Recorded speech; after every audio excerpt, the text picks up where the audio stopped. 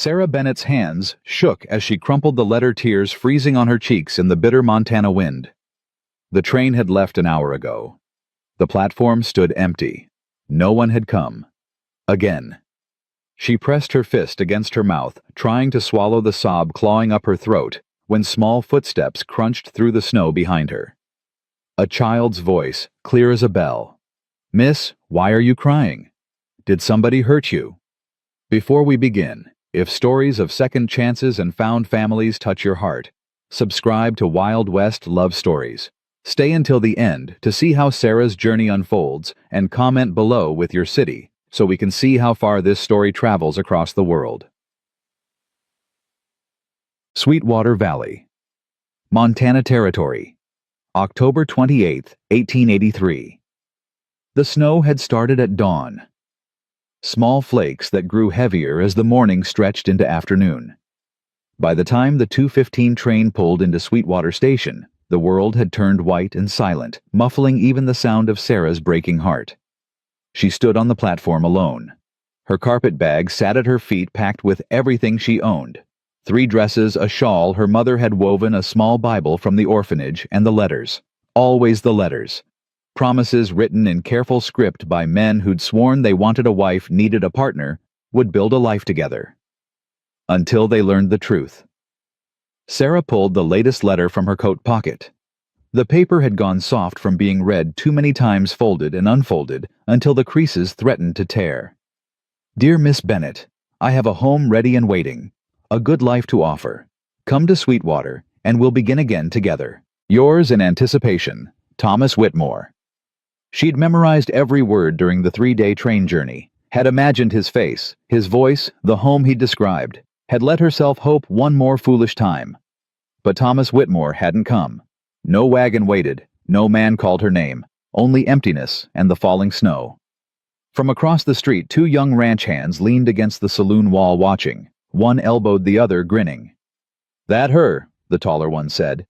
"Yep, the half-breed mail order. Whitmore changed his mind this morning when Henderson told him about her mama. Smart man." Sarah heard every word. The wind carried voices well across empty spaces. She sat down on the wooden bench, its surface slick with ice, and let her head drop. The humiliation burned worse than the cold. 4 years, 4 engagements, 4 rejections. The first man had been kind about it, at least. Had written a letter explaining that his family wouldn't accept a woman of mixed blood into their home. The second had simply disappeared, leaving her standing in a church with 40 witnesses watching her shame. The third had married her, actually stood at the altar, and said the vows, then left that same night, taking the ring with him. "I can't lie beside a woman with savage blood," he'd said. "It ain't natural." And now Thomas Whitmore, who hadn't even bothered to show his face. Sarah's shoulders began to shake. She'd promised herself she wouldn't cry. Not again. Not in public, where people could see, could whisper, could confirm what they already believed, that she was weak, broken, less than whole. But the tears came anyway, hot against her frozen cheeks. She didn't hear the small footsteps at first.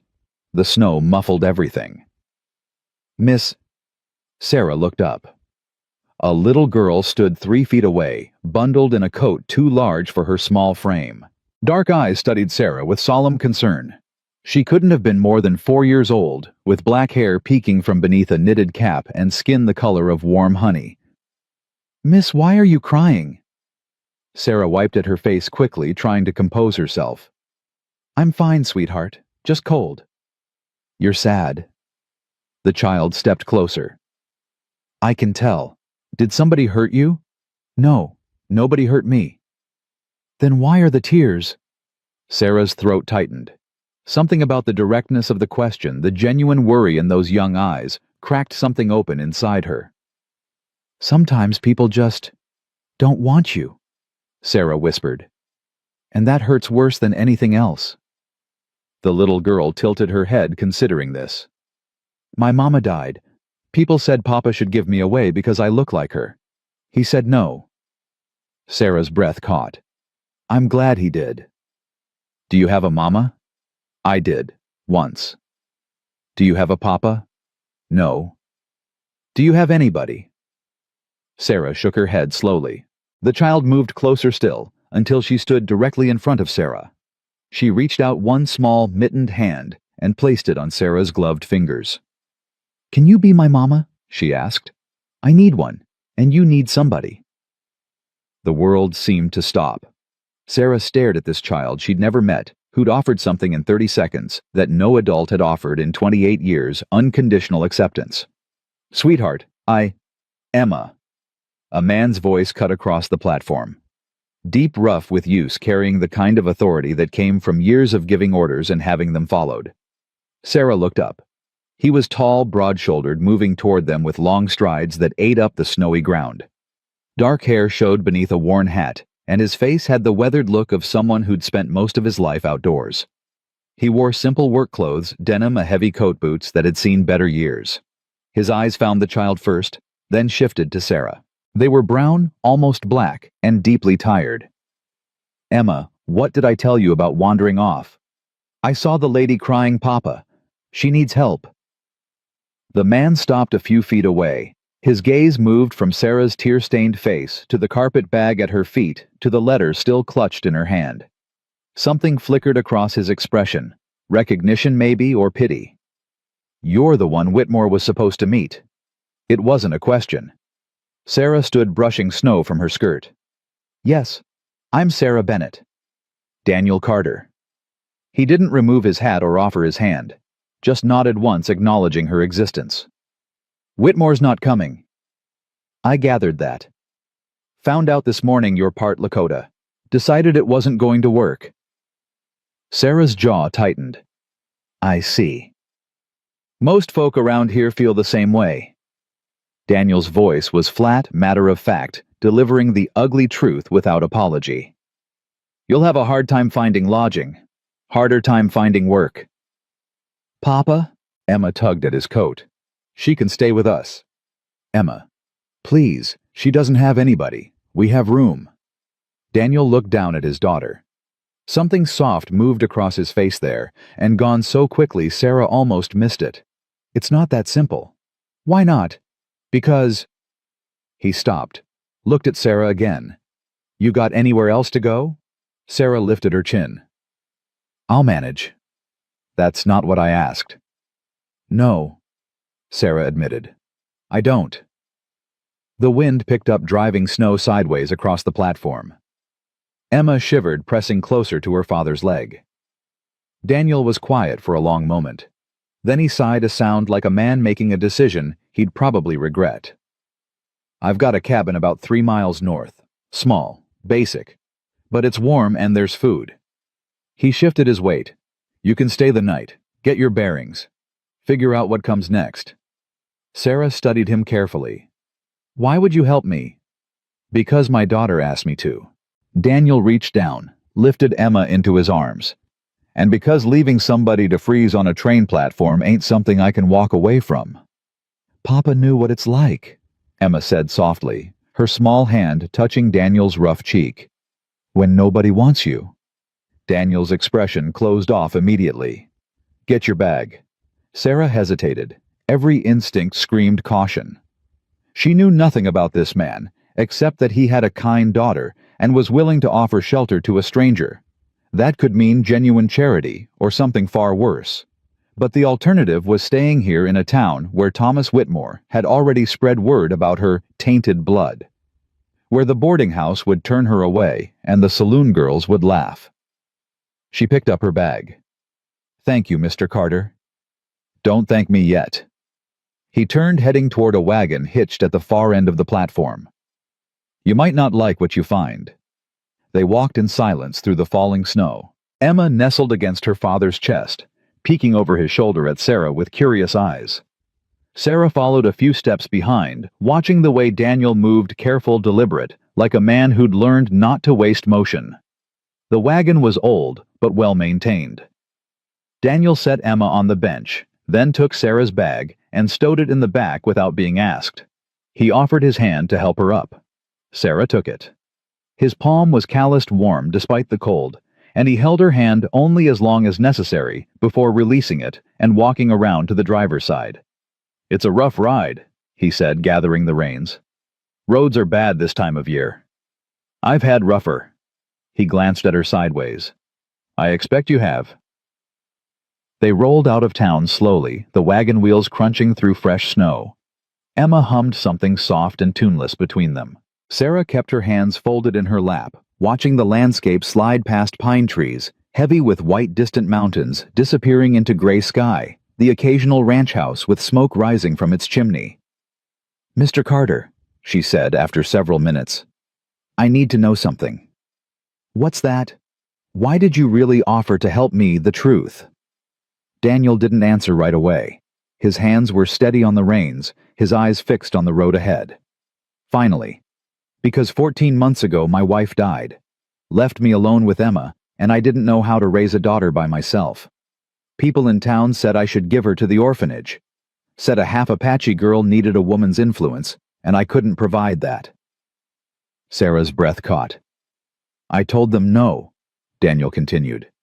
"Told them she was mine, and I'd die before I let anybody take her. But I understood what they meant. Emma needed more than I could give." He looked at Sarah, then direct and unflinching. "When I saw you on that platform, saw how those boys were treating you, I remembered how it felt to have people look at my daughter like she was less than human." "So this is pity?" "No." His voice was firm. "This is knowing what it costs to be unwanted, and choosing not to let it happen to somebody else if I can help it." Silence settled between them again. But it felt different now. Less awkward, more understanding. Emma broke it. "Are you going to stay forever?" she asked Sarah, her voice hopeful. "Emma," Daniel started. "I don't know, sweetheart," Sarah said gently. "I don't know what's going to happen next. But you'll stay tonight." "Yes, tonight." "Good." Emma smiled, a bright, unguarded thing that made Sarah's chest ache.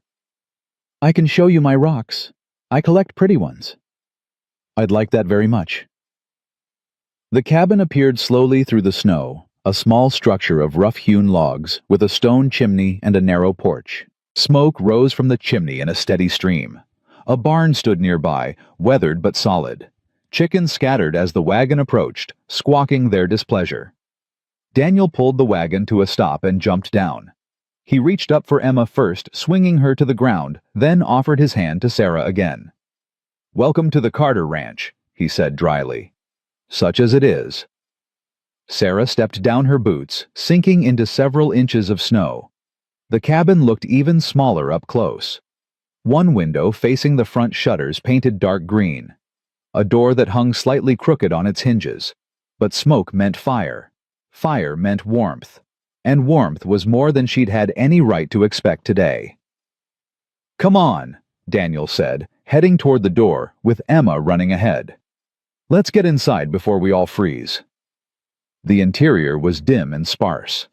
One main room with a fireplace taking up most of the far wall, a table with 3 mismatched chairs, a narrow bed against the left side. Hooks on the wall held coats and a few cooking implements. A rocking chair sat near the fire, a basket of mending beside it. It was clean, though. Swept floors, organized shelves, no dishes piled in the wash basin. "There's only one bed," Daniel said, hanging his hat on a hook. "But I've got blankets. You can sleep there tonight. I'll take the floor." "Mr. Carter, I can't." "Yes, you can. It's decided." He moved to the fireplace, stirred the pot hanging over the flames. "Stew's been cooking since this morning. Should be ready soon." Emma had already scrambled up onto the bed, digging through a small wooden box. "Look, Miss Sarah, my rocks." Sarah set her bag down and crossed to the bed.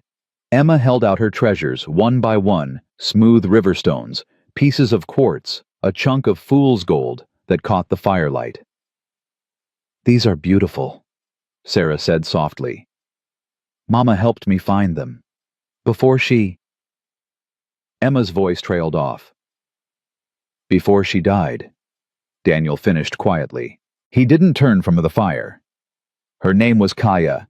She was White River Apache. Died from fever last winter." Sarah looked at the small shelf above the bed. A beaded dress hung there, carefully preserved.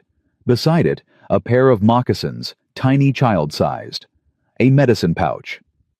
"I'm sorry," Sarah said. "People keep saying that. Daniel ladled stew into wooden bowls. Like words change anything. They don't. But sometimes they're all we have. He looked at her, then really looked, and something shifted in his expression. Yeah, I suppose that's true. They ate in near silence. The stew was simple venison potatoes, carrots, but hot and filling. Emma chattered between bites about her chickens, about the fox she'd seen last week, about how her papa had promised to teach her to ride come spring. Sarah listened, answering when appropriate, but mostly just absorbing. The warmth of the fire, the sound of a child's voice, the strange, fragile sense of being inside instead of outside, wanted instead of rejected, even if it was only for one night. After supper, Daniel washed the bowls, while Emma showed Sarah her drawings, rough sketches done with charcoal on scraps of paper. A horse, a bird, a woman with long dark hair. "That's Mama," Emma said softly. "I'm forgetting what she looked like. Papa says that's okay, but it makes me sad." Sarah's throat tightened. "I bet she was beautiful." She was.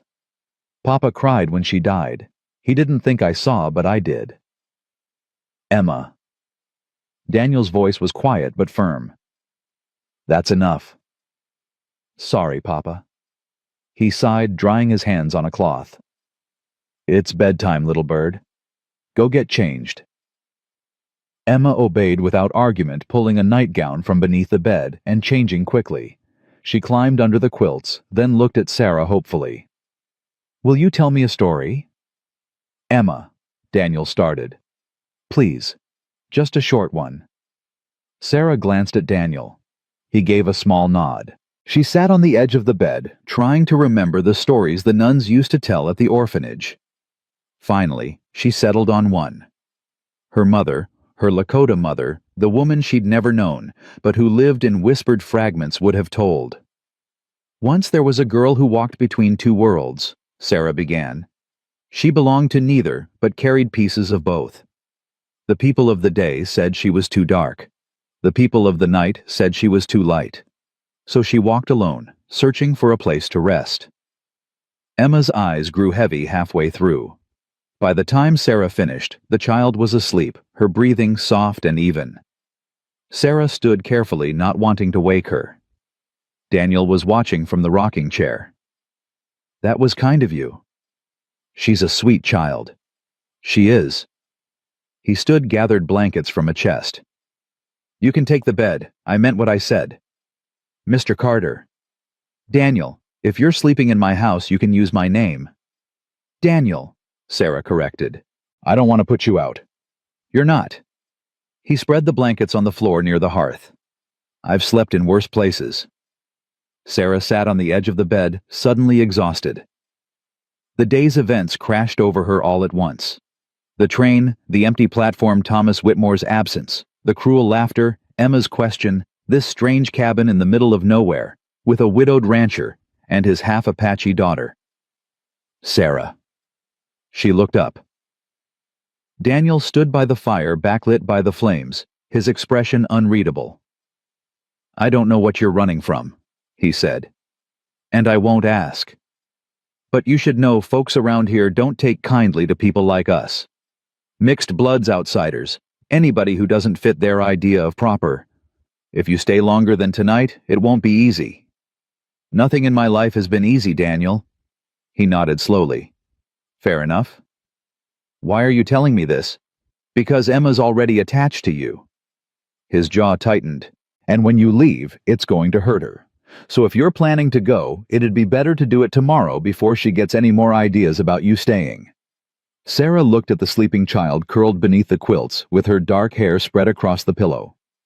"Can you be my mama?" "What if I wanted to stay?" Sarah asked quietly. "Just for a few days. To figure things out." Daniel was silent for a long moment. "Then you'd be welcome," he said finally.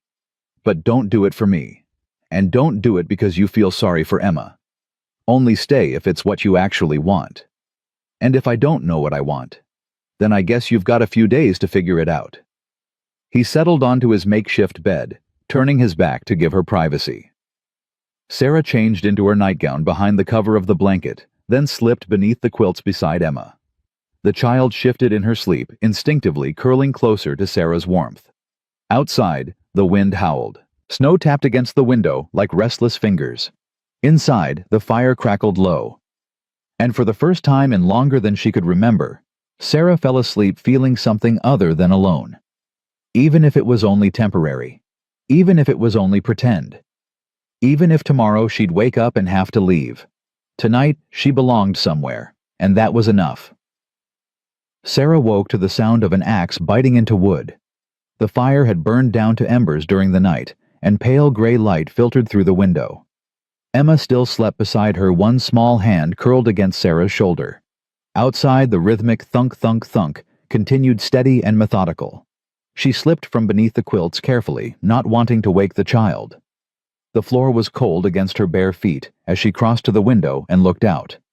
Daniel stood in the yard splitting firewood. He'd already cleared a path from the cabin to the barn, snow piled high on either side. His breath came in white clouds, and even from here, she could see the tension in his shoulders, the way he brought the axe down, with more force than necessary. A man working out something he couldn't say aloud. Sarah dressed quickly behind the privacy of a blanket, then added wood to the fire. The flames caught and grew, pushing back the morning cold.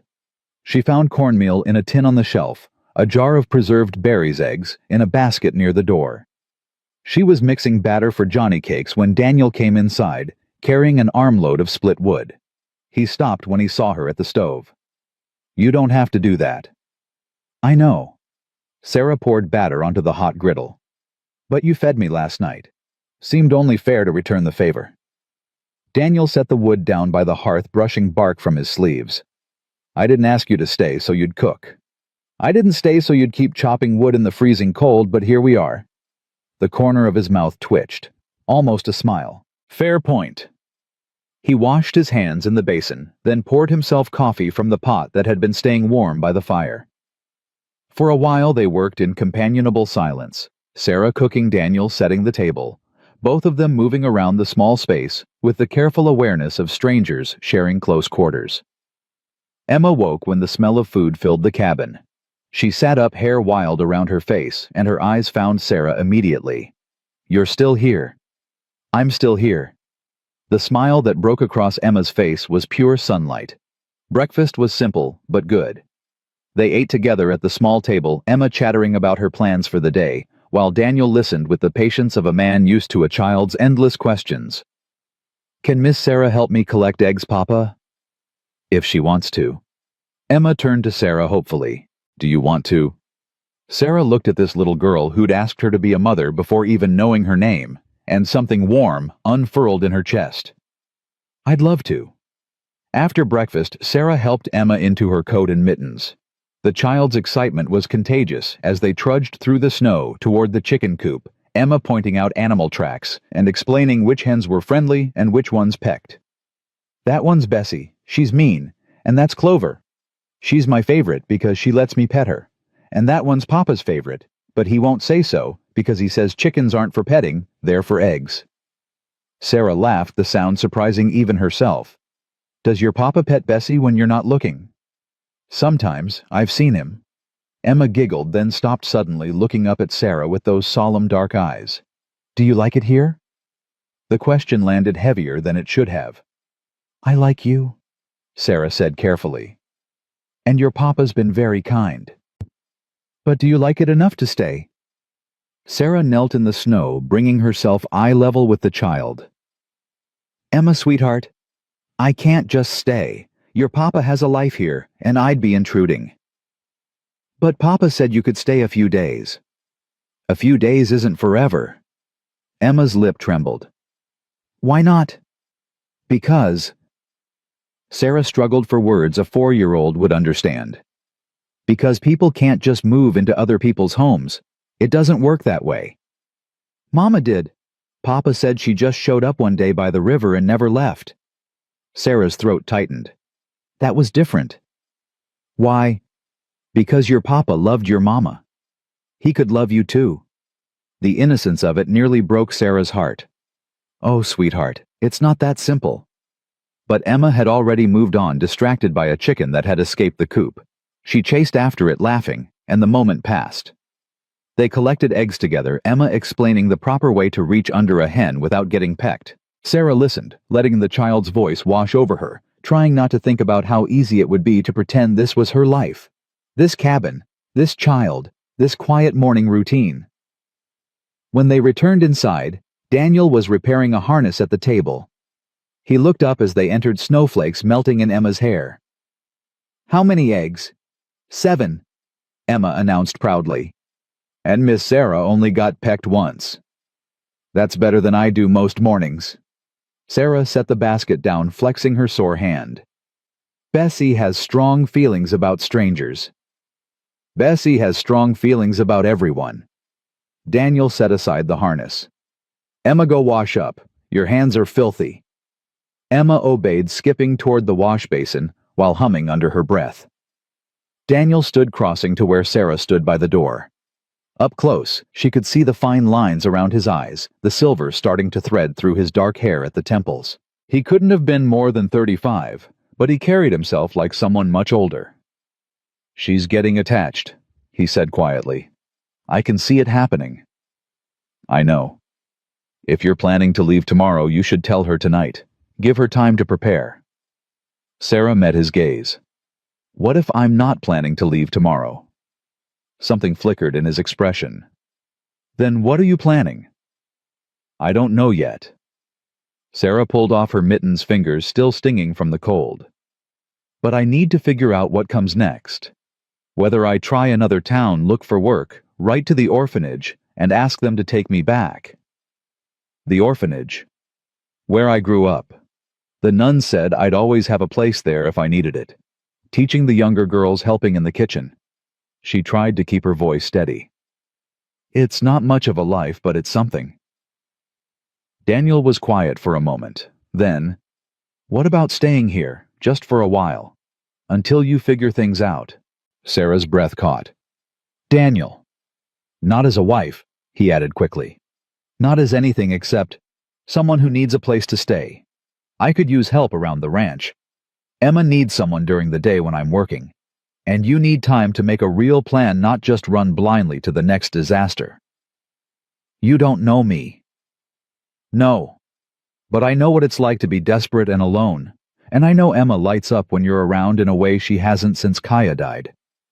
His jaw tightened. "I'm not asking for forever. Just a few weeks. Maybe a month. Give yourself time to breathe." Sarah wanted to say no, wanted to protect herself from the inevitable hurt when this temporary arrangement ended, and she had to leave anyway. But the alternative was going back out into the cold, into towns where Thomas Whitmore had probably already spread word about the half-breed mail-order bride who'd been rejected. Into a world that had made it abundantly clear she didn't belong. "A month," she said finally. "And I earn my keep. I won't be charity. You cook like you did this morning and keep Emma from getting herself killed, you'll earn it twice over." They shook hands. His palm was warm and calloused, his grip firm, but not crushing. "Thank you, Daniel." "Don't thank me yet. You haven't survived a Montana winter here." The first week passed in a strange, fragile rhythm. Sarah woke early, made breakfast, helped Emma with her chores.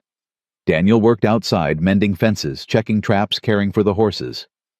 They ate lunch together, usually in silence, while Emma filled the quiet with stories. Afternoons, Sarah taught Emma her letters using charcoal and old newspapers. Or they baked bread, or Sarah mended clothes while the child played with her rocks. Evenings were harder. That's when the cabin felt smallest, when they were all three together with nowhere to hide. Daniel would sit by the fire working on some repair or another. Sarah would sew. Emma would drift between them like a bridge, asking questions, telling stories, trying to weave them into something that resembled a family. On the 8th night, Sarah was stitching a tear in one of Daniel's shirts when Emma climbed into her lap. "Miss Sarah." "When you were little, did you have a mama?" Sarah's hands stilled on the fabric. Daniel looked up from the saddle he was oiling. "I did," Sarah said carefully. "For a little while." "What happened to her?" "She died when I was born." But there was a woman at the orphanage who took care of me. Sister Margaret. She was kind. Did she love you? Sarah's throat tightened. I think so. In her way. Emma was quiet for a moment, her small fingers tracing the pattern on Sarah's skirt. Do you miss her? Every day. I miss my mama every day too. Emma's voice was small. Sometimes I can't remember her face anymore. Just pieces. Her hands. Her voice singing. But not her face. Sarah looked at Daniel. His expression had gone carefully blank, but his knuckles were white where he gripped the saddle. That's normal, sweetheart, Sarah said gently. When people leave us sometimes the memories fade. But that doesn't mean they weren't real. Doesn't mean they didn't matter. Papa says Mama's watching from the stars. I'm sure she is. Do you think she likes you? The question caught Sarah off guard. What? Mama, do you think she likes that you're here, taking care of me? Sarah glanced at Daniel again. He'd set down the saddle, his full attention on this conversation now. I think, Sarah said slowly, that your mama would want you to be happy and safe. And if having me here helps with that, then yes, I think she'd be glad. Emma nodded, satisfied. She yawned, nestling deeper into Sarah's arms. Will you tell me another story? About the girl who walked between two worlds? Sarah had been telling that story in pieces all week, adding new chapters each night. Emma never tired of it.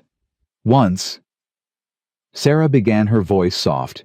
The girl came to a village at the edge of a great forest. The people there were afraid of her because she was different.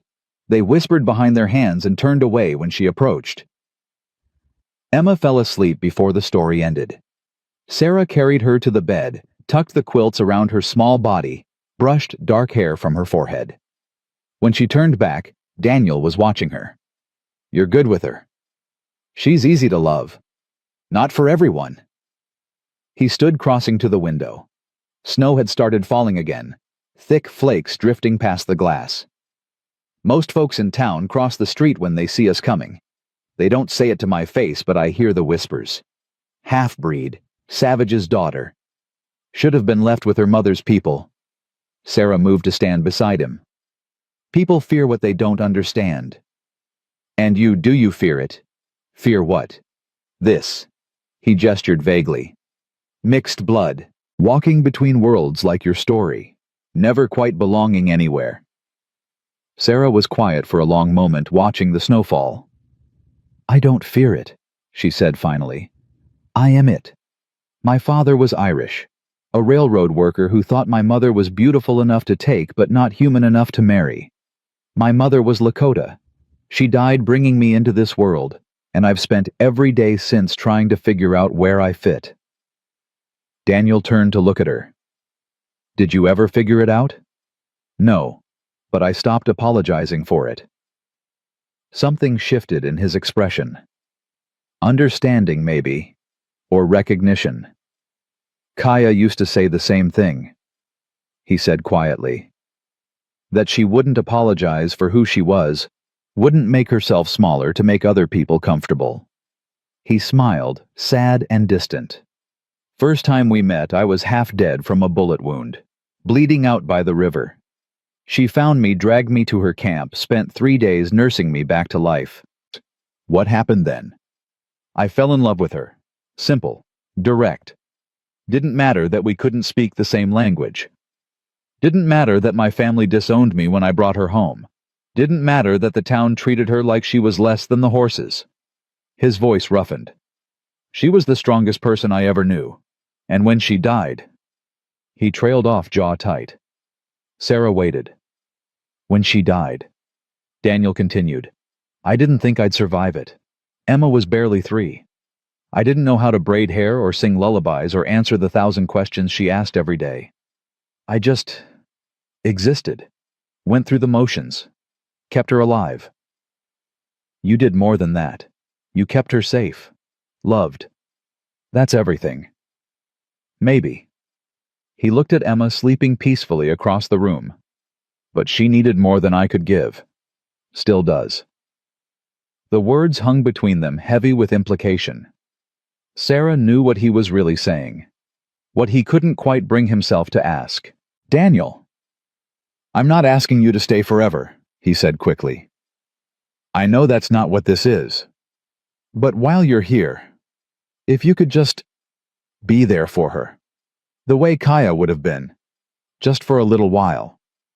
Sarah's chest ached. "I can do that. Thank you." They stood in silence, watching the snow accumulate on the windowsill. Outside, the world turned white and quiet. Inside, something unspoken settled between them. Not love, not yet, but the beginning of trust. The beginning of something that might, given time, become more. But neither of them said it aloud. On the 10th day, Emma woke with a fever. Sarah noticed first. The child had been quieter than usual at breakfast, picking at her food, and when Sarah touched her forehead, the heat nearly burned. "Daniel?"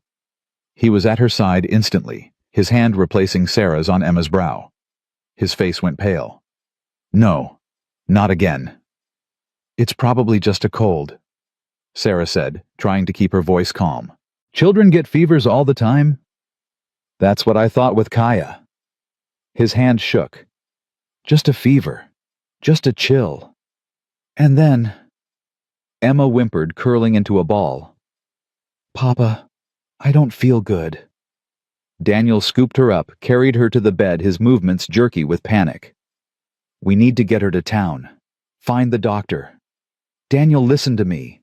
Sarah gripped his arm. "The roads are barely passable. It'll take hours to get there and she's burning up now. We need to bring the fever down here." "I don't know how." "But I do." He looked at her, desperate and terrified. "My father," Sarah said quietly, "was a medicine man among the Lakota. Before he died, he taught the nuns at the orphanage. They taught me." She moved to her bag, pulled out bundles of dried herbs she'd brought from the last town. "I can help her, Daniel, but you need to trust me. If she dies, she won't." Sarah met his gaze, steady and sure. "I won't let her." For a moment, he just stared at her. Then he nodded once sharp. "Tell me what you need." Sarah worked quickly. She boiled water, steeped willow bark, and yarrow, crushed feverfew into a paste. Daniel followed her instructions without question, fetching cold water from the well-tearing cloth into strips holding his daughter, while Sarah coaxed bitter tea past her lips. Emma cried, fighting the medicine, but Sarah was patient and persistent. "I know it tastes awful, sweetheart, but it'll help. I promise." "I want Mama," Emma sobbed. Daniel's face crumpled. "I know, little bird. I know." Hours passed. The fever climbed higher. Emma's skin burned, her breathing turned shallow, and Daniel paced like a caged animal, hands clenching and unclenching. "This isn't working," he said roughly. "We should have gone to town. The fever has to peak before it breaks. This is normal." "Normal? She's on fire." "Daniel?" Sarah caught his hands, forced him to look at her. "I know you're scared, but panicking won't help her. I need you to stay calm. Can you do that?" He took a shuddering breath. Nodded. "Good. Now go get more cold water. We need to keep the compresses fresh." He obeyed, grateful for something to do. Sarah sat beside Emma, wiping her face with a cool cloth, singing softly in Lakota songs. She barely remembered words her mother's people would have sung, melodies that lived in her blood even when she couldn't recall where she'd learned them. Sometime past midnight, Emma's eyes fluttered open. "Miss Sarah." "I'm here, sweetheart." "Are you my mama now?" Sarah's vision blurred. "Do you want me to be?" "Yes." Emma's voice was barely a whisper. "Please." "Then yes. I'm your mama now." Emma smiled, then drifted back to sleep. Daniel had heard everything. He stood in the doorway, water bucket forgotten in his hands, staring at Sarah with an expression she couldn't quite read. "You didn't have to say that." "I know. She'll hold you to it." "I know that too." He set down the bucket, crossed to the bed, knelt beside Sarah. Up close she could see the exhaustion in his face, the fear he'd been carrying for hours. "If she lives," he said hoarsely, "I owe you everything." You owe me nothing. I'm just doing what any mother would do." His breath hitched. "Sarah." Emma stirred between them, her skin finally cooling. The fever had broken. Sarah checked her pulse, her breathing the color returning to her cheeks. "She's going to be fine," Sarah whispered. Daniel's head dropped, his shoulders shaking. He didn't make a sound, but Sarah saw the tears fall. She reached out, rested her hand on his shoulder. He covered it with his own and held on. They stayed like that until dawn. Two people who'd been strangers 10 days ago, now bound together by a sleeping child, and a promise neither had meant to make.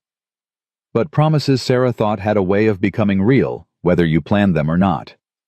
Emma recovered slowly over the next 3 days. Her appetite returned in small increments: broth first, then soft bread, finally asking for bacon at breakfast, with the demanding tone of a child who knew she'd been sick enough to get away with anything.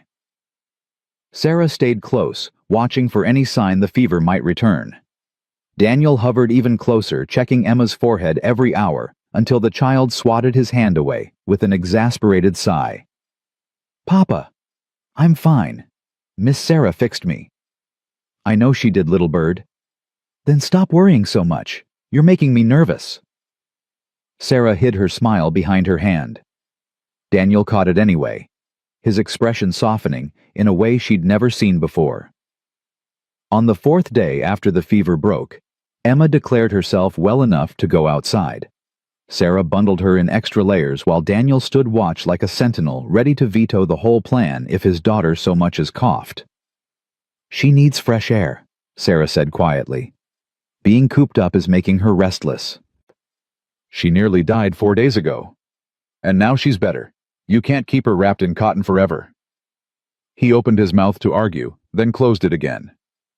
"Fine. But only for an hour. And if she looks tired, we'll come straight back. I promise." They went to check the traps Daniel had set near the tree line. Emma chattered the entire way, pointing out animal tracks in the snow, asking questions Sarah only half knew how to answer. "Why do rabbits hop instead of walk? I suppose their legs are built that way. But why? I don't know, sweetheart. Maybe they just prefer it."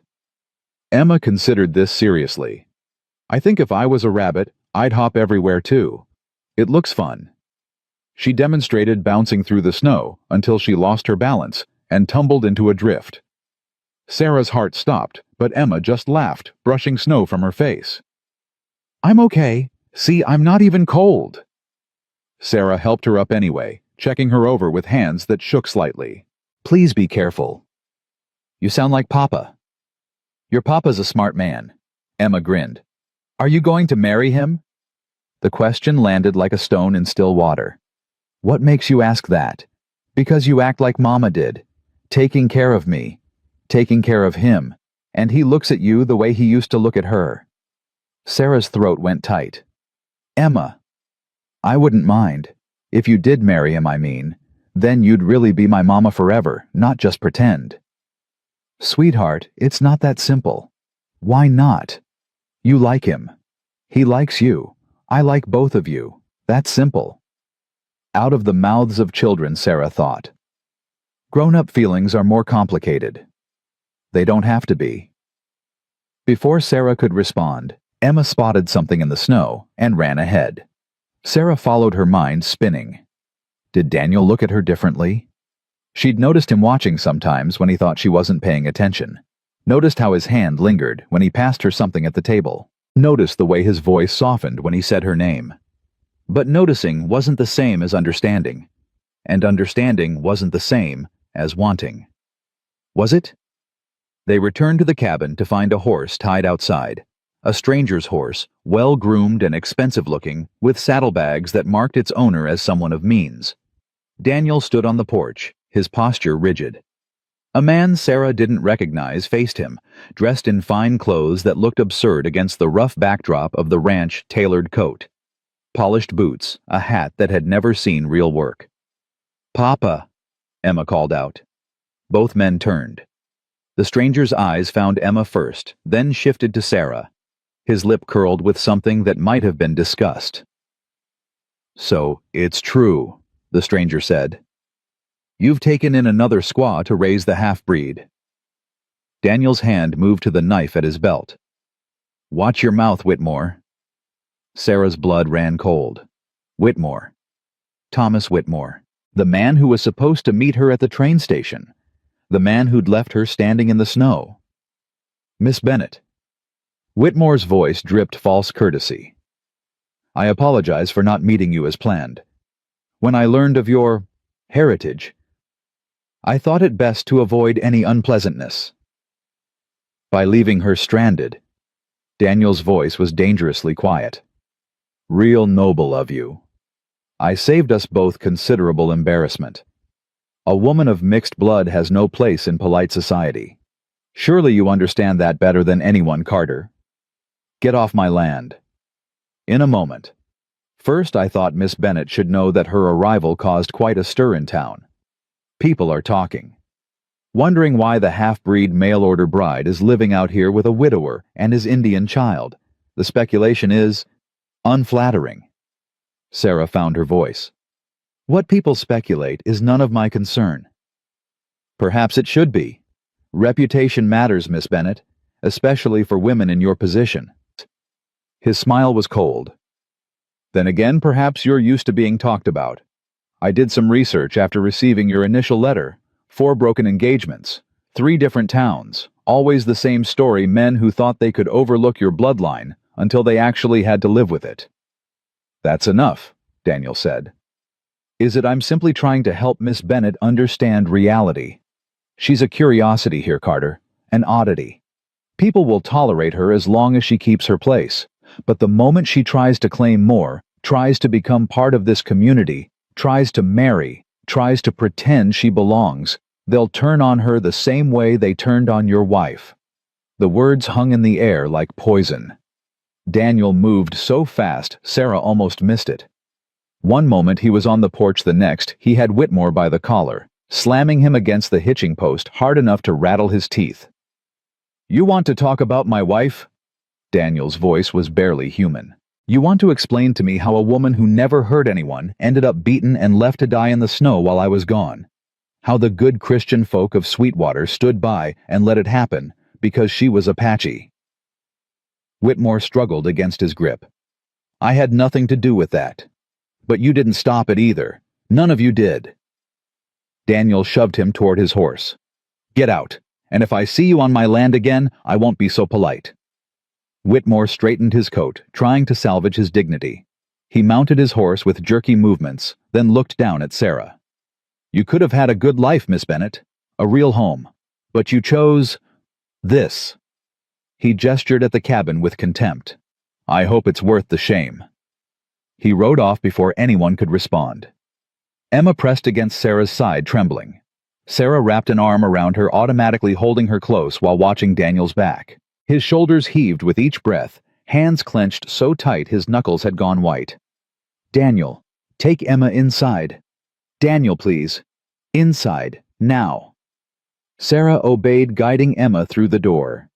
The child was crying silently, the way children did when they'd learned that making noise only made things worse.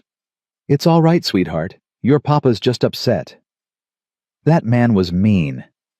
Yes, he was. Is it true? What he said about Mama? Sarah's heart broke. She knelt in front of Emma, taking the child's small face in her hands.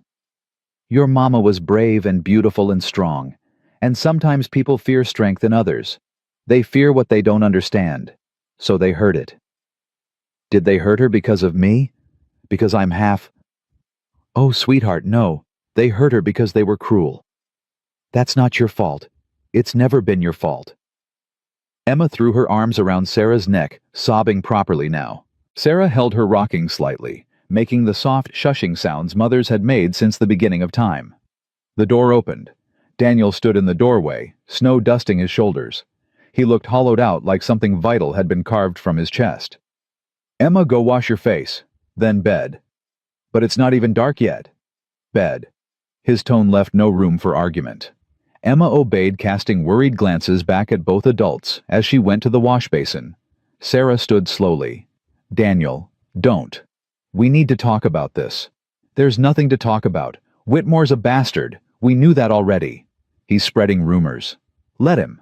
Daniel, this affects Emma. It affects you. And whether you like it or not, it affects me too. If people think, what, that you're my mistress, my housekeeper, my next Indian wife. His laugh was bitter. People will think what they want regardless of the truth. That's what they do. So we just let them. What choice do we have? Ride into town and explain that you're here because my daughter asked you to stay, that we're not sleeping together. We're just two broken people trying to survive the winter. They won't believe it. They don't want to believe it. Sarah flinched. Is that what we are? Just broken people surviving. He finally looked at her, really looked at her, and the pain in his eyes nearly undid her. I don't know what we are, Sarah. I know Emma loves you. I know you saved her life. I know I'm grateful you're here. He dragged a hand through his hair. But Whitmore's right about one thing. You deserve better than this. Better than being whispered about. Better than being associated with a man whose wife was murdered by his neighbors. That's not... It is. You want the whole ugly truth, fine. He moved to the window, staring out at the gathering darkness. I went into town for supplies. Took me 3 days. When I came back, the door was open. Snow everywhere. Kaya was lying in the yard. They'd dragged her outside, beaten her. Someone said she'd been stealing from the general store. Someone else said she'd cursed a child who got sick. All lies. All excuses to do what they'd wanted to do from the beginning, get rid of the Indian woman corrupting Daniel Carter's soul. Sarah's hand went to her mouth. Emma was hiding under the table. Daniel continued, his voice flat. 3 years old. Watching through the window while her mother died. She didn't speak for 2 months after. Just stared. Like the words had died with Kaya. Oh, God. Daniel. I buried Kaya beneath the cedar tree. Told myself I'd keep Emma safe no matter what. That I'd never let anyone hurt her the way they hurt her mother. He turned to face Sarah. And then you showed up. And Emma smiled again. Started talking again. Started hoping again. And I let it happen because I was selfish enough to want that for her. There's nothing selfish about wanting your daughter to be happy. There is when it puts a target on your back. His eyes were fierce. Whitmore came here to warn you, to scare you off before you get too comfortable. Because if you stay, if you become part of our lives, they'll do to you what they did to Kaya. And I can't... His voice cracked. I can't bury another woman I care about. I won't. The admission hung between them. Sarah crossed to him slowly. He didn't move as she approached, didn't flinch when she reached up to touch his face. I'm not Kaya, she said quietly. And I'm not some fragile thing that'll break the first time someone's cruel. I've survived 28 years of cruelty, Daniel. I know how to endure. You shouldn't have to. Neither should you. Neither should Emma. But here we are. She let her hand drop. You asked me to stay, to help with Emma, to give myself time to figure out what comes next. Well, I'm still figuring, but I won't be scared off by Thomas Whitmore or anyone else who thinks I don't belong. Sarah, I'm not done. She took a breath, steadying herself. You want to know what I am, what we are. I don't have an answer. All I know is that for the first time in my entire life, I wake up in the morning and don't feel alone. I look at Emma and see a future instead of just emptiness. I look at you and see... She stopped, realizing she'd gone too far. Daniel's eyes searched hers. See what? Someone who understands, she finished quietly. Someone who knows what it costs to be unwanted. To love someone the world says you shouldn't love. To fight for a place to belong. And is that enough understanding? I don't know. Maybe. She managed a small smile. Ask me again in a month. He almost smiled back. Almost. Emma appeared in the doorway, dressed in her nightgown, clutching her rag doll. Her eyes were red-rimmed, but dry. Are you leaving? She asked Sarah. No, sweetheart. I'm not leaving. Promise? Sarah glanced at Daniel. He gave the smallest nod. I promise. Emma ran to her, wrapping small arms around Sarah's waist. Good, because you're my mama now, and mamas don't leave. Sarah held her close, meeting Daniel's gaze over the child's head. Something passed between them. Not quite love, not yet, but the beginning of it. The possibility of it. No, Sarah whispered. Mamas don't leave. That night, Sarah couldn't sleep. She lay in the dark, listening to Emma's soft breathing beside her Daniel's quiet movements as he added wood to the fire. Finally, she gave up and slipped from bed. Daniel looked up as she approached, wordless question in his eyes. Can't sleep, she said. Me neither. They sat together by the fire, the only sound the crackle of burning wood. Outside, wind howled through the trees. Inside, warmth. Tell me about her, Sarah said softly. About Kaya. Not how she died. How she lived. Daniel was quiet so long Sarah thought he wouldn't answer. Then, she laughed at everything, even things that weren't funny. Especially things that weren't funny. He stared into the flames. First time I brought her to town, some woman said something cruel. Kaya just laughed. Told me in Apache that the woman's face looked like dried meat left too long in the sun. The woman didn't know what Kaya said, but she knew she was being mocked. Made her angrier than any insult in English would have. Sarah found herself smiling. She sounds remarkable. She was. Stubborn as hell too. Refused to speak English for the first year. Said if I wanted to talk to her I'd learn her language. So I did. Do you still speak it? Some. I teach Emma words, songs, stories Kaya used to tell. His voice roughened. It's all I have left of her. That and our daughter. That's not nothing, Daniel. That's everything. He looked at her, then the firelight casting shadows across his face. Why did you really stay? And don't say it was for Emma or because you needed time. What's the real reason? Sarah considered lying, considered deflecting. But something about the late hour and the intimacy of the firelight demanded honesty. Because when Emma asked me to be her mama, it was the first time anyone ever wanted me for something other than what I could give them or how I could serve them. She just wanted me. And I realized I'd spent my whole life waiting for someone to just want me. Not in spite of who I am, just me. And now I'm terrified, she admitted. Because wanting something is dangerous. It means you can lose it. And I've lost everything before. I don't know if I can survive losing this too. Daniel shifted closer. Not touching, but near enough that she could feel his warmth. I know that fear, he said. I live with it every day. Every time Emma runs outside. Every time she gets too close to the horses.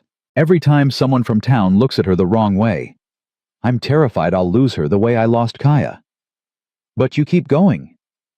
Because what's the alternative? Lock her inside forever, teach her to be afraid of living. He shook his head.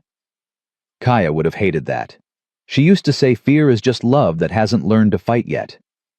Sarah's throat tightened. She was right. They sat in silence, shoulders almost touching, watching the fire burn down to embers. Neither moved to add more wood. Neither wanted to break the spell of this moment, this fragile, honest thing growing between them. Sarah. Yes. I meant what I said earlier. About caring. About not wanting to bury another woman. He paused. But I need you to know that if you stay, it won't just be for Emma. It'll be for me too. And I don't know if that's fair to ask. Her heart hammered against her ribs. What are you asking, Daniel? I'm asking if there's a chance that this us could be more than just two people surviving together. More than just convenience or necessity. He finally looked at her. I'm asking if you feel it too. She did. God help her, she did. Yes, she whispered. I feel it. And does that terrify you? Absolutely. He smiled, then a real smile that softened the hard edges of his face. Good. I'd be worried if it didn't. Sarah found herself smiling back. So what do we do now? I don't know. Take it slow. See where it goes. Try not to let fear make our decisions. That sounds reasonable? Kaya would have laughed at how reasonable we're being. She believed in diving in head first and figuring it out later. And you... What do you believe? Daniel reached out slowly, giving her time to pull away. When she didn't, his calloused hand covered hers. I believe some things are worth the risk, he said quietly. And I believe you're one of them. Sarah's eyes burned. She laced her fingers through his, holding on like he was the only solid thing in a spinning world. I believe that too. They stayed like that until the fire died completely, hands joined, neither speaking, both understanding that something had shifted, something that couldn't be taken back. When Sarah finally returned to bed, Emma stirred. Mama, the word still caught Sarah off guard, still made her chest tight. I'm here, sweetheart. Go back to sleep. Were you talking to Papa? Yes. Is he happy now? Sarah thought about Daniel's smile, the way his hand had felt in hers, the possibility stretching out before them like unmarked snow. I think he might be. Emma snuggled closer. Good. You make him happy, like Mama used to. Sarah kissed the top of her head, breathing in the child's sweet scent. Sleep now. But long after Emma's breathing evened out, Sarah lay awake, staring at the ceiling, terrified and hopeful, and more alive than she'd felt in years.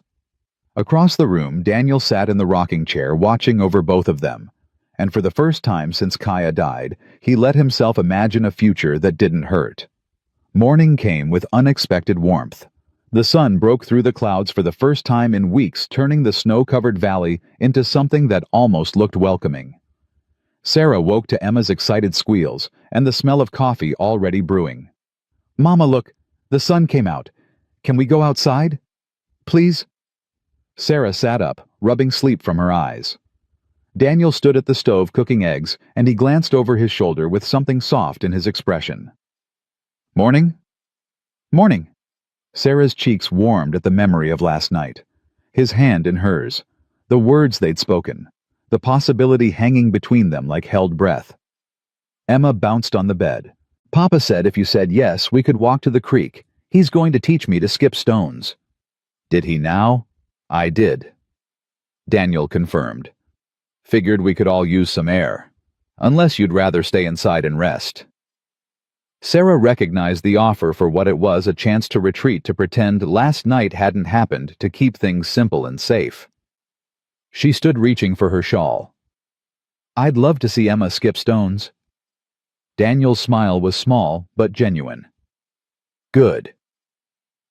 They ate breakfast together, Emma chattering about all the things she planned to do now that the sun was finally shining. Sarah and Daniel exchanged glances across the table, neither quite able to look away for long. After breakfast, they bundled into coats and scarves.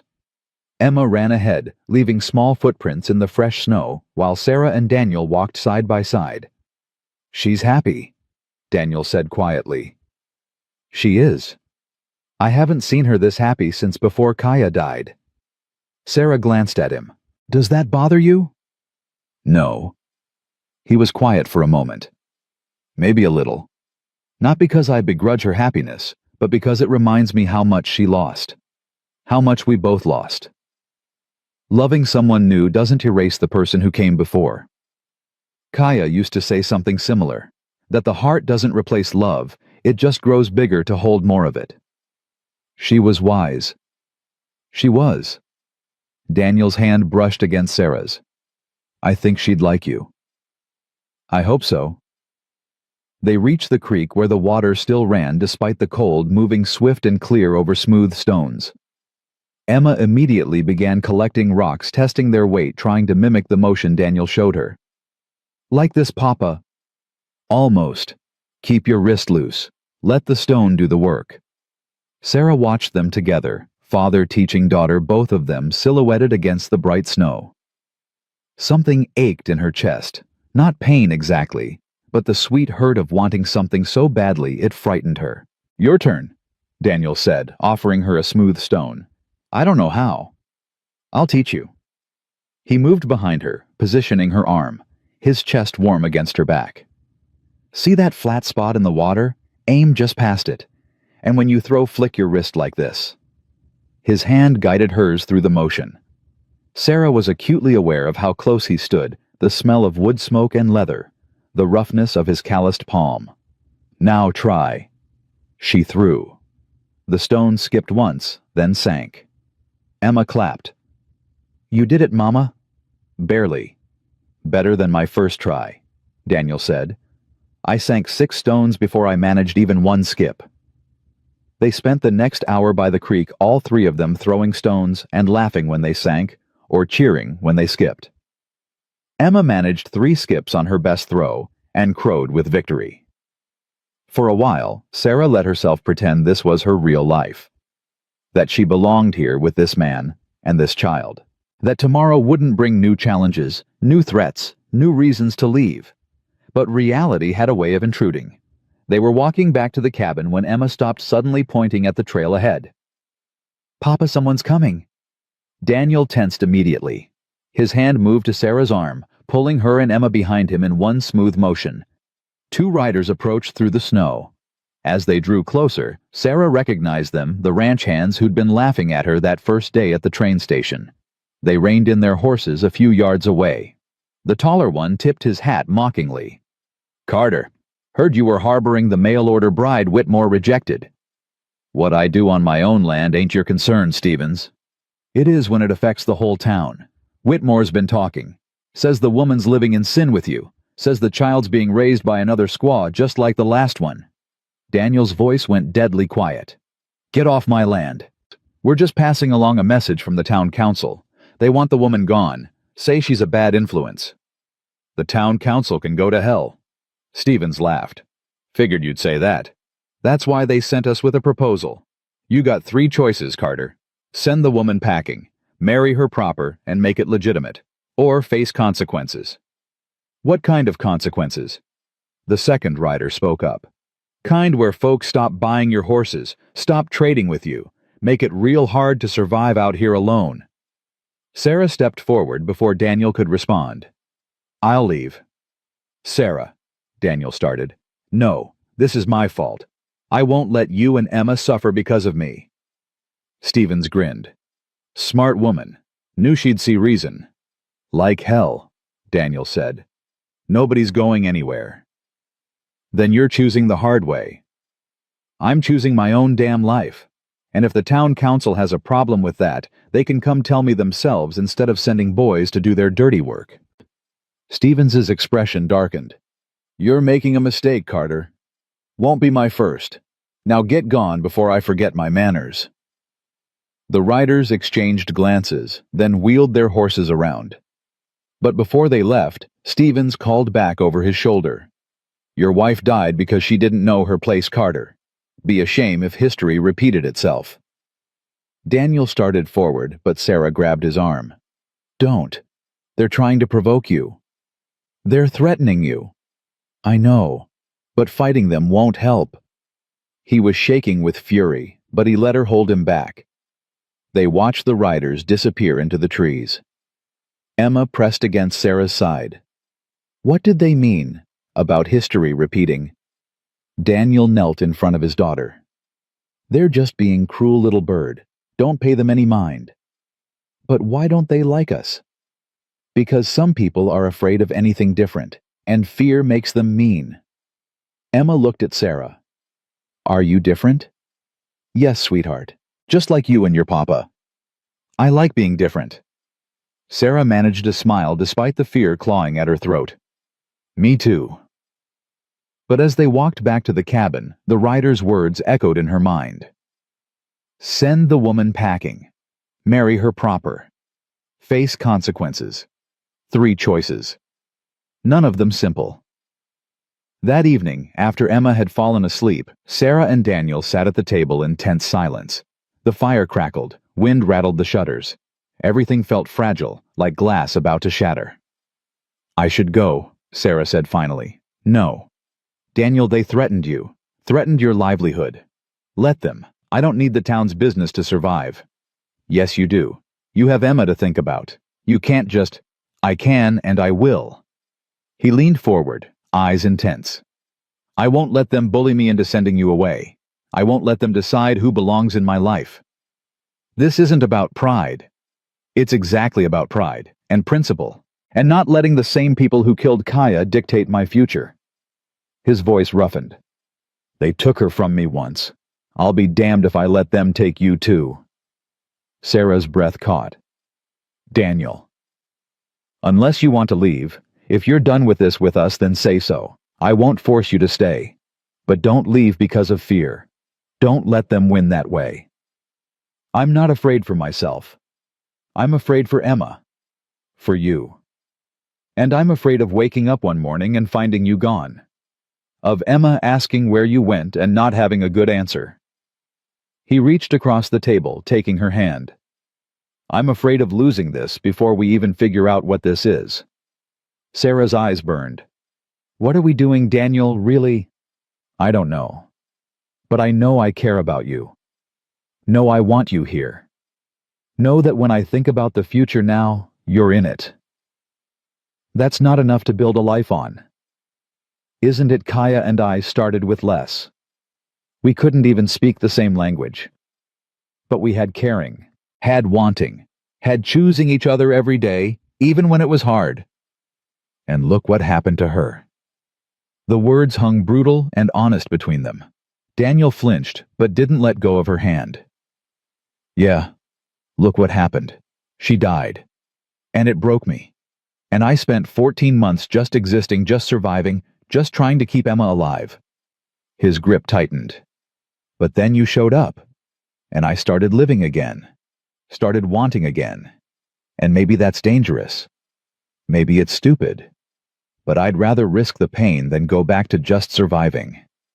Tears spilled down Sarah's cheeks. I'm scared. So am I. What if they hurt you? Hurt Emma? What if they don't? What if we fight and we win and we build something good here? That's a lot of what ifs. Life's nothing but what ifs, Sarah. The question is which ones you're willing to bet on. She looked at their joined hands, his weathered and scarred, hers smaller, but just as marked by hard living. Two people who'd survived things they shouldn't have survived. Two people who'd been unwanted, cast aside, told they didn't belong. Two people who'd found each other anyway. I don't want to leave, she whispered. Then don't. But the town council can go straight to hell. We'll figure it out. How? He was quiet for a moment. Then, we give them what they want. We make it legitimate. Sarah's heart stopped. What are you saying?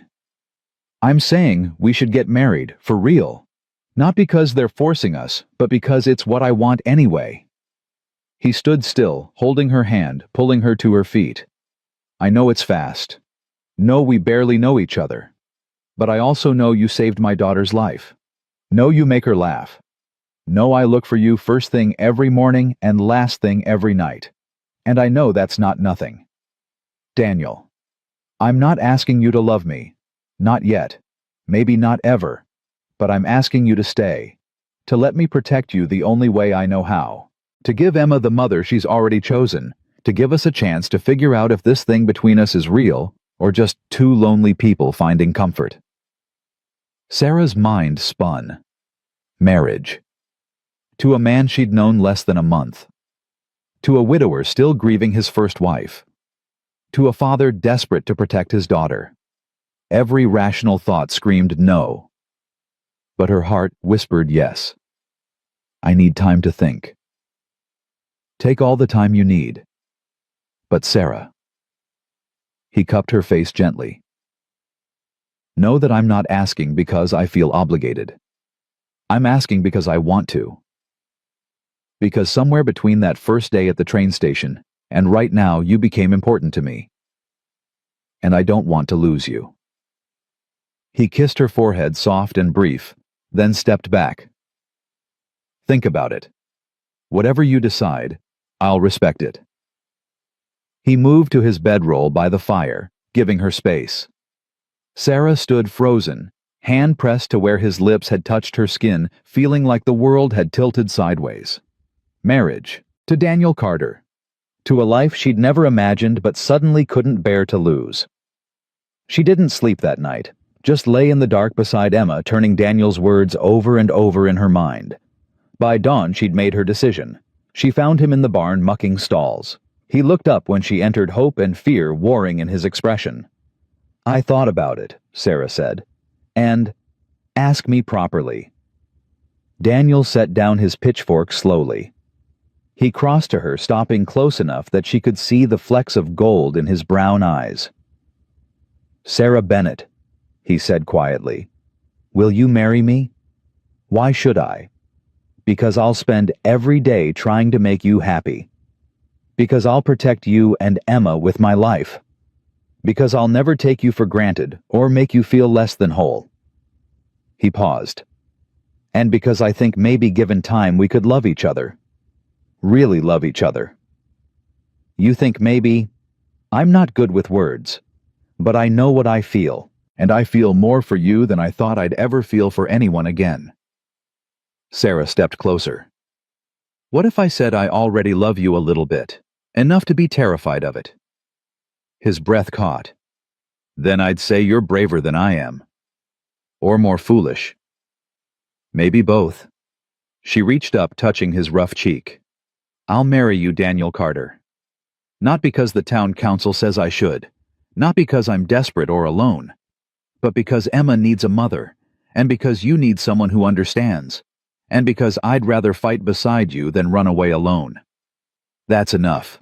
For now, we'll figure out the rest as we go." He pulled her into his arms, holding her like she was something precious and breakable. Sarah let herself lean into his strength, breathing in the scent of hay and leather and home. "When?" he asked against her hair. "Soon. Before I lose my nerve. Before the town council makes good on their threats." That too. They stood together in the barn, while outside the sun climbed higher, and Emma's voice called out, wondering where they'd gone. "We should tell her," Sarah said. "She's going to be impossible. She's going to be thrilled." They walked back to the cabin hand in hand. Emma sat on the porch step throwing corn to the chickens, but she looked up when they approached. Her eyes went wide. "Are you holding hands?" "We are," Daniel confirmed. "Does that mean you're getting married?" Sarah knelt in front of her. "Would that be all right with you?" Emma threw her arms around Sarah's neck so hard they both nearly fell over. "Yes. Yes, I told you you'd be my mama forever." Sarah held her close, laughing through tears. "Yes, sweetheart. Forever." When are you getting married?" Daniel crouched beside them.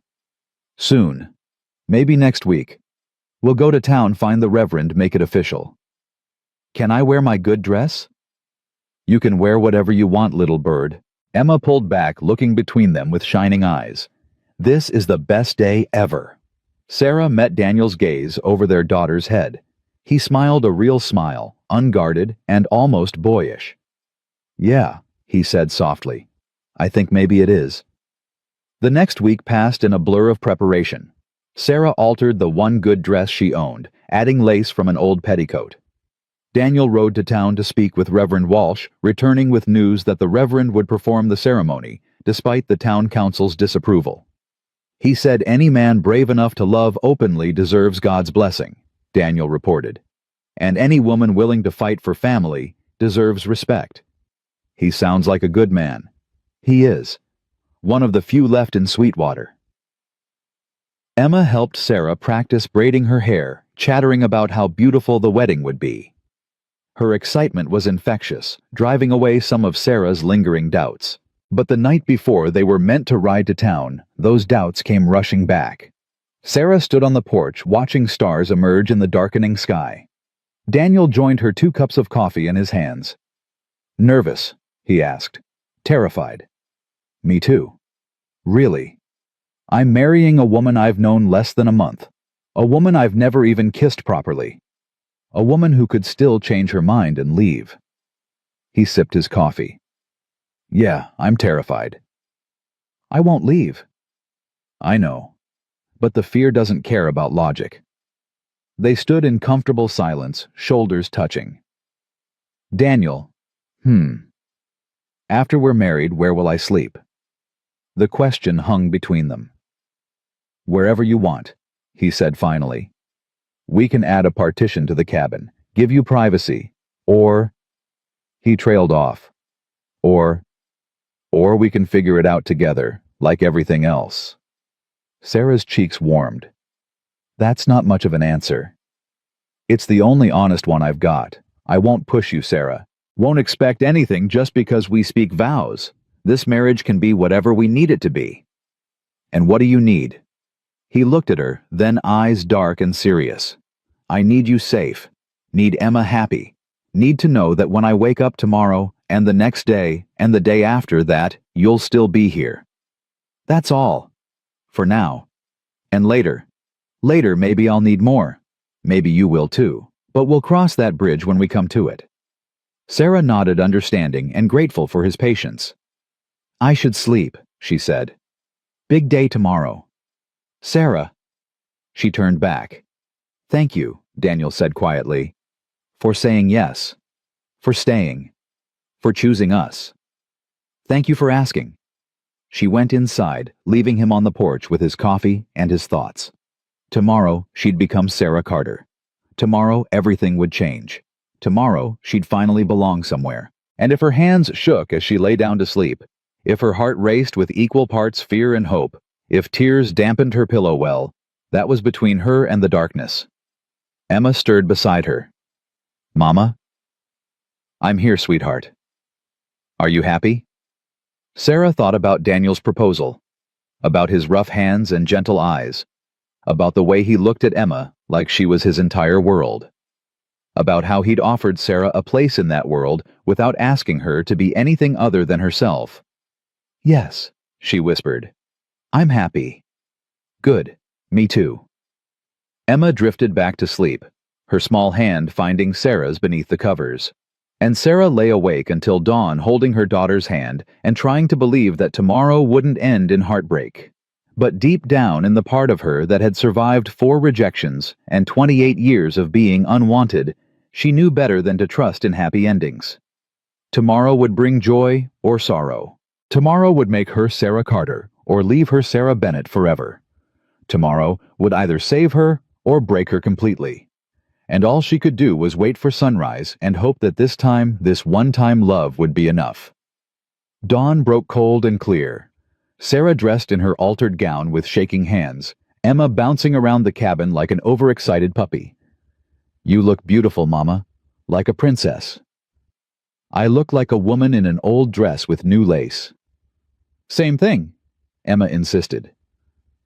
Daniel appeared in the doorway, freshly shaved, wearing clothes Sarah had never seen before. Dark trousers, a pressed shirt, a vest that looked almost new. He stopped when he saw her and something flickered across his face. "You look like I'm about to make either the best or worst decision of my life. I was going to say beautiful, but that works too." They loaded into the wagon in nervous silence. The ride to town felt both endless and far too short. Emma chattered the entire way, oblivious to the tension radiating between the two adults. Sweetwater came into view, smoke rising from chimneys, people moving along the main street. Sarah's stomach clenched.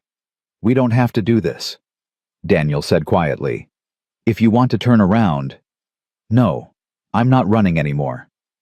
He reached over, squeezed her hand once, then released it. They pulled up outside the small church at the edge of town. Reverend Walsh waited on the steps, a kind-faced man in his 60s, with white hair and gentle eyes. "Mr. Carter, Miss Bennett, and young Emma." He smiled. "Are we ready?" "As we'll ever be," Daniel said. They were halfway up the church steps when Thomas Whitmore appeared, flanked by 2 men Sarah recognized from the town council. Her heart sank. "Carter, I'm afraid I can't let you do this." Daniel's jaw tightened. "You don't have a say in it, Whitmore." "The town council does. And we've voted. The woman can't stay in Sweetwater. Not as your wife. Not as anything." "This is a house of God," Reverend Walsh said firmly. "You have no authority here." "We have authority everywhere. And if you perform this ceremony, Reverend, you'll be performing your last one in this town." Emma pressed against Sarah's side.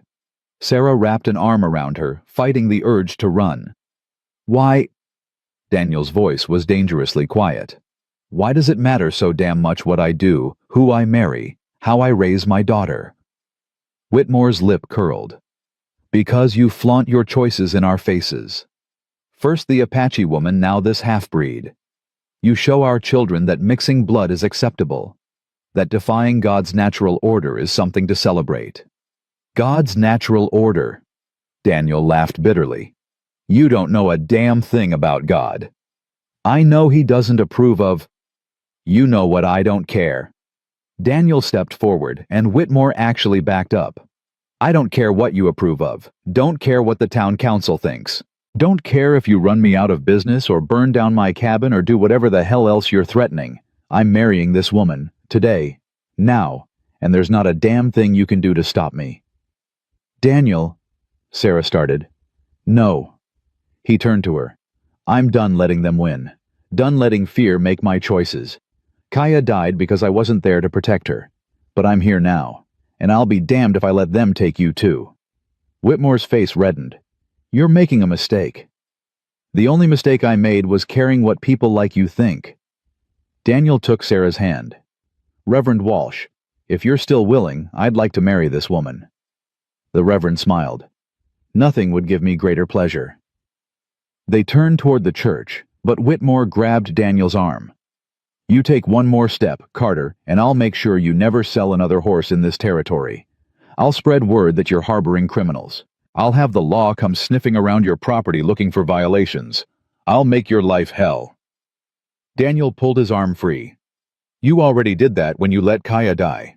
Nothing you do now can hurt worse than that. He led Sarah up the steps. Emma followed, and Reverend Walsh ushered them inside. The church was small and cold sunlight filtering through simple windows.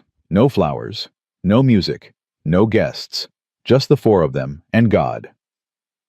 This isn't how I imagined my wedding, Sarah whispered. Me neither. Daniel managed a small smile. Better or worse? Ask me after. Reverend Walsh took his place at the simple altar. Shall we begin? They stood facing each other, hands joined, while Emma bounced excitedly beside them, and the Reverend opened his worn Bible. Dearly beloved, we are gathered here in the sight of God to join this man and this woman in holy matrimony. Marriage is not to be entered into, lightly but reverently soberly, and in the knowledge that love is the greatest of all gifts. Sarah's hands trembled. Daniel's grip steadied them. Do you, Daniel Carter, take this woman to be your lawfully wedded wife, to have and to hold from this day forward for better or worse, for richer or poorer, in sickness and in health, until death do you part? I do. His voice was clear and certain. And do you, Sarah Bennett, take this man to be your lawfully wedded husband, to have and to hold from this day forward for better or worse, for richer or poorer, in sickness and in health, until death do you part? Sarah looked at Daniel, really looked at him, saw the fear he was trying to hide, saw the hope he was trying not to feel, saw a man who'd lost everything and was somehow brave enough to try again. I do. Then by the power vested in me by God and the territory of Montana, I now pronounce you husband and wife. Reverend Walsh smiled. You may kiss your bride. Daniel hesitated. They hadn't discussed this part. Sarah made the decision for both of them. She rose on her toes and pressed her lips to his brief, chaste but real. When she pulled back, his eyes were dark and unreadable. Hello, husband, she whispered. Hello, wife. Emma shrieked with joy, throwing her arms around both of them. You did it. You're married. You're really married. Reverend Walsh chuckled. Congratulations to all three of you. May God bless your family. They signed the marriage certificate. Daniel's handwriting rough but legible. Sarah's surprisingly elegant, despite her shaking hands. Emma insisted on signing too, her name a crooked scrawl at the bottom. There, Daniel said, straightening. It's done, legal and binding. No going back now, Sarah agreed. Would you want to... She thought about Thomas Whitmore waiting outside. about the town council's threats, about everything that could still go wrong. "No," she said honestly. "I wouldn't." They stepped out of the church together. Whitmore still waited, arms crossed, jaw tight with fury. "You're fools," he spat. "Both of you." "Maybe," Daniel said. "But we're married fools, and that's all that matters." He helped Sarah into the wagon, lifted Emma up, then climbed onto the driver's seat. Before snapping the reins, he looked at Whitmore one last time. "You know what the difference is between you and me? I loved a woman the world said I shouldn't love, and when she died, I found the courage to love again. You're so busy hating people for being different that you'll never know what love actually feels like." He paused. "I pity you." They rode out of town in silence, Whitmore's shouted threats fading behind them. Emma fell asleep against Sarah's shoulder halfway home. Sarah stroked her hair absently, watching the landscape roll past. "You all right?" Daniel asked. "I just married a man I barely know, defied a town council, and made enemies I can't afford. How do you think I am? Honestly, I have no idea." She laughed despite herself. "Me neither." They pulled up to the cabin as afternoon shadows lengthened. Daniel carried Emma inside and laid her on the bed without waking her. Sarah stood in the doorway, suddenly uncertain. This was her home now, her family, her life. "Sarah." She turned. Daniel stood by the fire, still in his wedding clothes, looking as lost as she felt. "What happens now?" she asked. "I don't know. I've never done this before. Not like this. You were married before. That was different. Kaya and I knew we loved each other. This—" He gestured between them. "This is messier, complicated. Are you regretting it already?" "No. Are you?" "I don't think so, but I'm terrified." "Of what?" Sarah moved closer. "Of wanting this too much. Of letting myself believe it's real. Of waking up one day and finding out it was all a mistake." Daniel closed the distance between them. He cupped her face gently, thumbs brushing her cheekbones. "It's real, Sarah. Maybe it's not perfect. Maybe it's not what either of us imagined.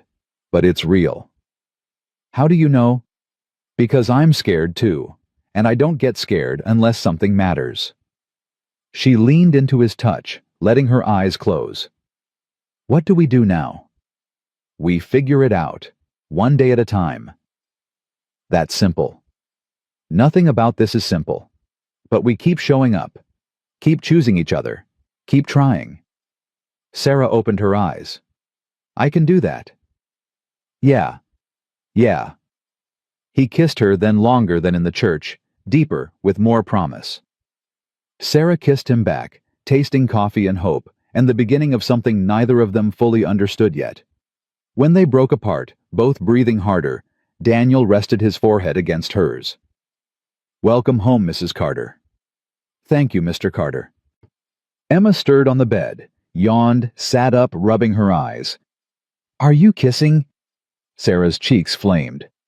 "We're married now, sweetheart. Married people kiss." "Good. Papa needs more kissing. He's been too serious for too long." Daniel laughed, the sound rusty but genuine. "Well, I've got a wife now. Maybe she'll help with that." "I'll do my best," Sarah said dryly.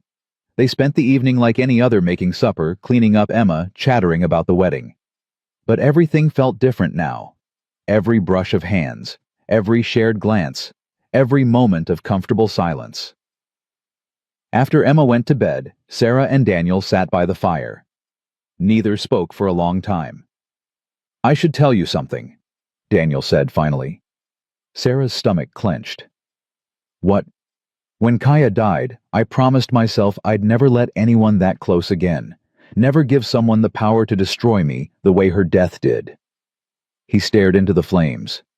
"But then, you showed up, and Emma loved you, and I started thinking maybe it was possible, to love again, to risk again. And now I'm realizing I already love you. Just a little, enough to be terrified of losing you." Sarah's breath caught. "Daniel, I know it's too soon. Know you might not feel the same. But I needed you to know that this isn't just practical for me, isn't just about giving Emma a mother or protecting you from the town council. This is about me wanting a life with you." Tears blurred Sarah's vision. "I love you too. I think I started loving you the day you offered me shelter, when you could have left me in the cold, but chose kindness instead." He turned to face her fully. "Yeah. So what now? Now we live. We love. We fight for this family." She took his hand. "And we don't let fear win. No more running. No more running." He pulled her into his arms, holding her like she was something precious he'd thought he'd lost forever. Sarah held him back just as tightly, feeling the steady beat of his heart against her cheek. They stayed like that until the fire burned low, neither wanting to break the spell of this moment. Finally, Daniel pulled back. "It's late. You should sleep. Wherever you want." Sarah looked at the narrow bed where Emma slept, then at Daniel's bedroll by the fire, then back at him. "I want to sleep beside my husband," she said quietly. Something flared in his eyes. "You sure?" "I'm sure." They moved Emma gently to one side, giving them room. Sarah lay down still in her wedding dress, suddenly shy. Daniel settled beside her, leaving space between them. "Good night, Sarah." "Good night, Daniel." But neither slept. They lay in the dark, acutely aware of each other until Sarah finally rolled over and rested her head on his chest. His arm came around her immediately. "Better," he murmured. "Much." "Sarah." Thank you. For saying yes. For staying. For all of it." "Thank you for asking." They drifted off together, three people who'd been broken separately, now healing together, one day at a time. Winter deepened over the next weeks. Snow piled higher. Temperatures dropped. But inside the cabin, warmth grew. Sarah learned Daniel's rhythms, the way he woke before dawn, how he checked Emma's forehead every morning out of habit, the small smile he tried to hide when Sarah sang while cooking. Daniel learned Sarah's the nightmares that woke her gasping, the way she touched her wedding ring like a talisman, how she needed Emma's laughter, the way other people needed air. Emma learned both of them, how Papa's shoulders relaxed when Mama was near, how Mama's face lit up when Papa smiled, how they were building something new from broken pieces. One night, 6 weeks after the wedding, Sarah woke to find Daniel sitting by the window. "Can't sleep?" she asked softly. "Thinking. About how different things are now. How different I am." Sarah wrapped a shawl around her shoulders and joined him. "Different how? Kaya's been gone 14 months. For most of that time I just existed, went through motions, kept Emma alive but didn't really live." He looked at Sarah. "Then you showed up, and suddenly I wanted things again. Morning coffee with someone who understands. Emma's laughter. A future that doesn't ache. Is that bad? No, but it feels disloyal somehow, like I'm betraying Kaya's memory by being happy." Sarah took his hand. "Kaya would want you happy, would want Emma happy. Love doesn't demand endless grief, Daniel. It asks us to keep living." "How do you know?" "Because that's what my mother would have wanted for me. To live fully, love deeply, not spend my life apologizing for existing." He was quiet for a moment. Then, "You're wiser than you look." "Is that a compliment?" "The best one I've got at 2 a.m. She laughed softly, and he pulled her close. "I'm glad you stayed," he whispered against her hair. "I'm glad you asked." Spring came, slowly melting snow, revealing brown earth and the first brave shoots of green. Emma celebrated her 5th birthday with a cake Sarah baked and a carved horse Daniel made. The child ran circles around the cabin, shrieking with joy. "Best birthday ever," she announced, "because I have a mama and a papa." Sarah and Daniel exchanged glances across the table, both thinking the same thing, how close they'd come to never having this. In late April, Sarah realized she'd missed her monthly bleeding. She said nothing for 2 weeks, afraid to hope. But when the nausea started, she couldn't hide it anymore. Daniel found her retching behind the cabin one morning. "Sarah." She wiped her mouth, embarrassed. "I'm fine. Just something I ate." "You're pregnant." It wasn't a question. "I think so. Yes." He stared at her expression, unreadable. Sarah's stomach churned, and not from morning sickness. "Say something," she whispered. "I'm going to be a father again." "You're already a father. You know what I mean." He crossed to her, pulled her upright, searched her face. "Are you all right?" "Scared, happy." "All of it. Everything all at once." A smile broke across his face, slow and genuine and filled with wonder. "We're having a baby. We're having a baby." He kissed her, then deep, and claiming one hand splayed protectively over her still flat stomach. Emma found them like that, and immediately understood. "Am I getting a brother or sister?" "One or the other, little bird." "Finally, I've been waiting forever." Sarah laughed through happy tears. "You've known us 5 months." "That's forever when you're 5. The baby came in January, a boy with dark hair and his father's eyes. They named him James after Daniel's father, with the middle name Dakota Lakota, for friend to everyone. Emma held her brother with careful reverence, whispering promises to always protect him. Sarah watched her family, her husband, her daughter, her son, and felt something settle deep in her chest. Something that had been restless and aching her entire life, finally going quiet. "You all right?" Daniel asked, sitting beside her on the bed. "I'm home," she said simply. "Yeah, you are." That summer, the town council sent word that they were revoking their sanctions. Reverend Walsh had led a campaign reminding people that Christian charity meant accepting all of God's children. It hadn't changed everyone's minds, but enough people had softened that Sarah could walk through Sweetwater without whispers following.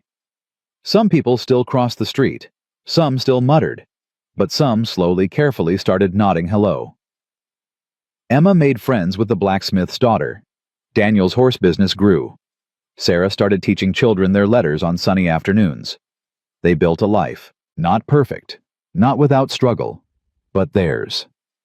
One evening, 2 years after that first day at the train station, Sarah stood on the porch watching the sunset paint the sky orange and gold. Emma chased fireflies in the meadow. James toddled after her on unsteady legs. Daniel chopped wood for the winter, the steady rhythm of the axe a familiar comfort. "Mama!" Emma called. "Come catch fireflies with us." Sarah smiled. "I'm coming." She stepped off the porch, Daniel catching her hand as she passed. "Hey. Hey yourself. You happy?" "Ridiculously so." "Good." He kissed her knuckles. "Me too." She joined her children in the meadow, all 3 of them laughing, as fireflies danced around them like tiny stars. Daniel watched from the porch, his family whole and safe, and sent up a silent thank you to the wife he'd lost, and the wife he'd found. Both had taught him the same lesson: love wasn't about perfection.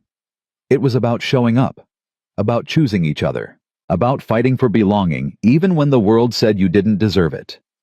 Sarah caught a firefly in her cupped hands, showed it to James, then released it back into the twilight. Just like her caught, treasured, then set free to shine. She was no longer the mail-order bride no one wanted. She was Sarah Carter.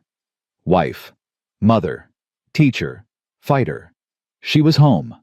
She was loved. She was enough. And nothing, not the past, not prejudice, not fear, could take that away.